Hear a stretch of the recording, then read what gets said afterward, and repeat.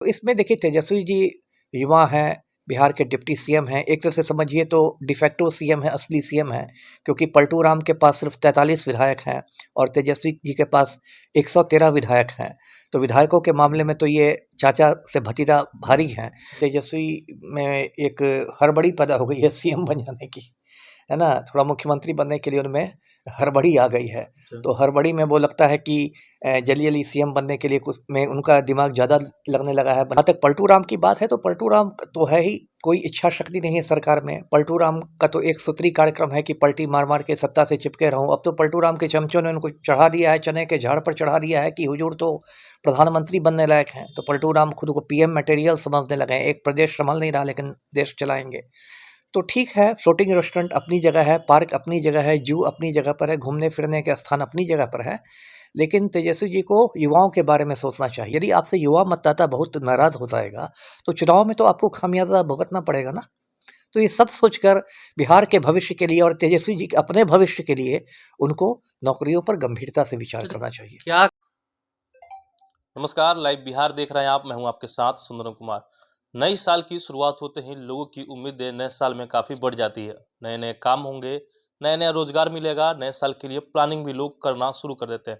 2023 का शुभारंभ हो चुका है, 1 महीने बीत चुके हैं। ऐसे में पटना वासियों के लिए आज डिप्टी सीएम तेजस्वी यादव के द्वारा उपहार दिया गया है। फ्लोटिंग रेस्टोरेंट जो है वो बनकर जो पिछले कुछ सालों से बंद पड़ा था वो फिर से चालू कर दिया गया है। पटना वासियों के लिए ये काफ़ी अच्छी बात है और साथ-साथ बिहार के लोग भी जा कर के मज़ा वहाँ पे ले सकते हैं, आनंद ले सकते हैं। ऐसे में बहुत सारे सवाल भी हैं कि केवल फ्लोटिंग रेस्टोरेंट चालू कर देने से क्या बिहार की तकदीर और भविष्य बदल जाएगी? इसी पे बात करेंगे। हमारे साथ पूर्व आईपीएस अमिताभ दास हैं।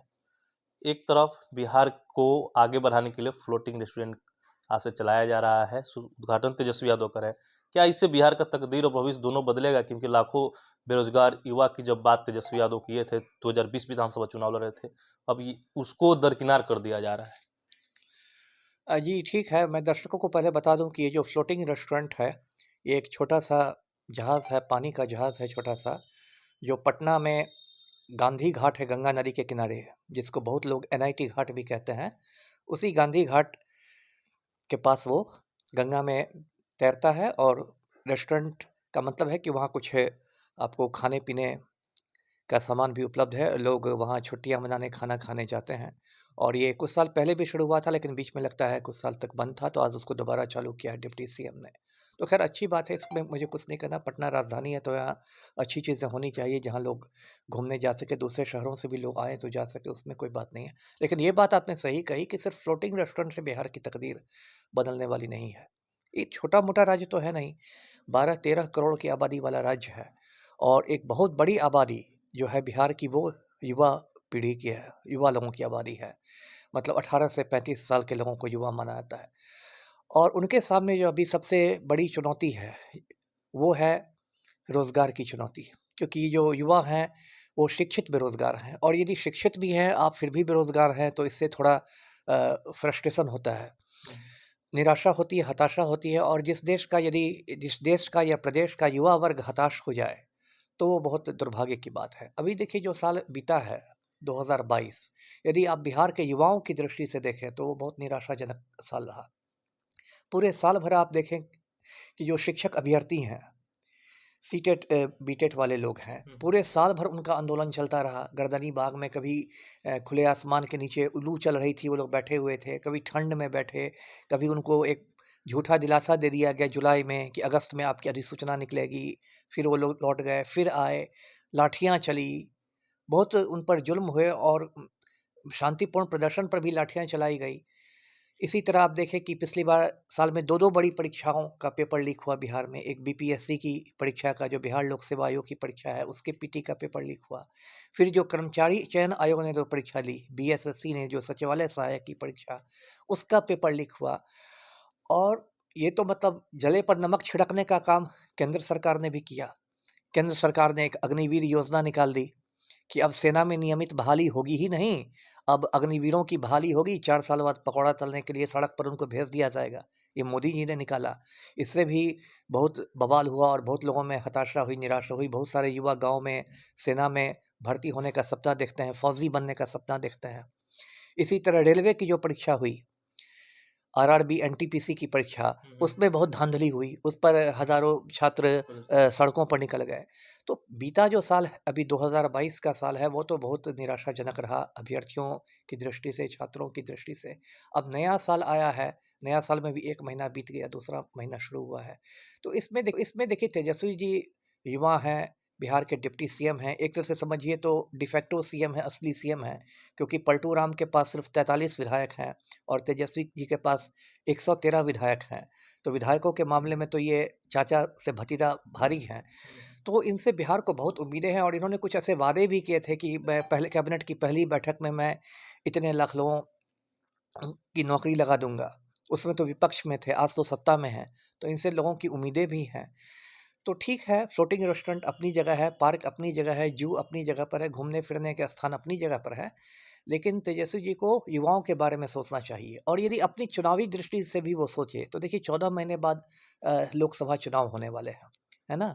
और बिहार से 40 सीटें हैं लोकसभा की बिहार में, तो 14 महीने बाद तो यदि आपसे युवा मतदाता, अब तो 18 साल में ही लोग मतदाता हो जाते हैं, यदि आपसे युवा मतदाता बहुत नाराज़ हो जाएगा, तो चुनाव में तो आपको खामियाज़ा भुगतना पड़ेगा ना। तो ये सब सोचकर बिहार के भविष्य के लिए और तेजस्वी जी के अपने भविष्य के लिए उनको नौकरियों पर गंभीरता से विचार करना चाहिए। क्या कारण है कि तेजस्वी यादव जो है बहाली नहीं ला रहे हैं लगातार? तो नियुक्ति पत्र पिछले साल देखा गया था कि गांधी मैदान में बांटे थे, उसके बाद फिर म्यूजियम संग्रहालय है वहां पे बांटे थे, लेकिन जो नियुक्ति पत्र बांटे वो पहले का था। अब नई नई नियुक्तियां, अभी भी काफी सारे पद खाली है, तो ये निकल क्यों नहीं रही है बहाली? नीतीश कुमार जी का दबाव है? अब दबाव भी है तो अब देखिए, एक तो मुझे लगता है जो मेरी अपनी मतलब समझ है, उससे लगता है कि कहीं न कहीं तेजस्वी में एक हड़बड़ी पैदा हो गई है सीएम बन जाने की, है ना? थोड़ा मुख्यमंत्री बनने के लिए उनमें हड़बड़ी आ गई है। तो हड़बड़ी में वो लगता है कि जल्दी-जल्दी सीएम बनने के लिए कुछ में उनका दिमाग ज़्यादा लगने लगा है बनिस्बत कुछ करने में। जबकि उनकी इतनी कम उम्र है, अभी तो पूरी ज़िंदगी उनकी पड़ी हुई है, तो ऐसी कोई उनको हड़बड़ी होनी नहीं चाहिए। ऑलरेडी ये दूसरी बार डिप्टी सीएम बन चुके हैं। और जहाँ तक पलटू राम की बात है, तो पलटू राम तो है ही, कोई इच्छा शक्ति नहीं है सरकार में। पलटू राम का तो एक सूत्री कार्यक्रम है कि पलटी मार-मार के सत्ता से चिपके रहूँ। अब तो पलटू राम के चमचों ने उनको चढ़ा दिया है, चने के झाड़ पर चढ़ा दिया है कि हुजूर तो प्रधानमंत्री बनने लायक हैं। तो पलटू राम खुद को पीएम मटेरियल समझने लगे हैं। एक प्रदेश संभल नहीं रहा, लेकिन देश चलाएँगे। वो बात भी है। सबसे बड़ी बात है कि देखिए, राजनीतिक इच्छा शक्ति होना, यदि इच्छा शक्ति रहेगी, राजनीतिक इच्छा शक्ति, तो आप बड़े से बड़े काम कर सकते हैं। और यदि इच्छा शक्ति नहीं हो, तो वहाँ नरेंद्र मोदी जी दिल्ली में बैठे हुए हैं, नॉन स्टॉप जुमलेबाजी करते हैं, 9 साल गप मारने में उन्होंने निकाल दिया। तो इच्छा शक्ति नहीं रहेगी तो आप कुछ नहीं कर सकते। जी। नए साल से क्या उम्मीद है? अब इस साल जो है, अगला साल चुनाव होगा लोकसभा का, इसके पहले बिहार में बहाली आएगी, बच्चों को रोजगार मिलेगा? जो उम्मीद लगा के बैठे हैं कि अब रोजगार मिले, कुछ मिले। अब उम्मीद पर दुनिया चलती है कहते हैं, उम्मीद का दामन तो नहीं छोड़ना चाहिए। और मुझे भी युवाओं की चिंता रहती है, मेरे छोटे भाई-बहन के जैसे वो लोग हैं। और मैं चाहूँगा कि नए साल में कम से कम शिक्षक अभ्यर्थियों की जो 7वें चरण की बहाली हो, जो बहुत दिनों से उनकी माँग है, वो तो कम से कम उसकी अधिसूचना निकले, वो तो बहाल हो जाएँ। और उसके बाद जो अभी 12 तारीख को, इसी 12 फरवरी को बीपीएससी 68वीं बीपीएससी का पीटी होने जा रहा है, इसी 12 फरवरी को, आज से 9 दिन बाद। तो उम्मीद है कि उसका पेपर लीक नहीं हो, उसमें चाक-चौबंद व्यवस्था रहे। जो बीएसएससी की जो प्रथम पाली की परीक्षा रद्द हुई थी सचिवालय सहायक की, उसकी भी पुनर्परीक्षा होने वाली है, तो फिर उसका पेपर नहीं लीक कर जाए। तो हम लोग उम्मीद ही कर सकते हैं और उम्मीद पर ही सब लोग टिके हुए हैं, चल रहा है। जी, देखिए उम्मीद पे दुनिया कायम है, नए साल की शुरुआत है और तेजस्वी यादव के द्वारा आज फ्लोटिंग रेस्टोरेंट का उद्घाटन किया गया, लेकिन दूसरी तरफ रोजगार पे सवाल खड़े हो रहे हैं। देखना होगा क्या कुछ होगा। फिलहाल की खबर में इतना ही। बने रहिए लाइव बिहार के साथ। आप सभी का बहुत बहुत धन्यवाद।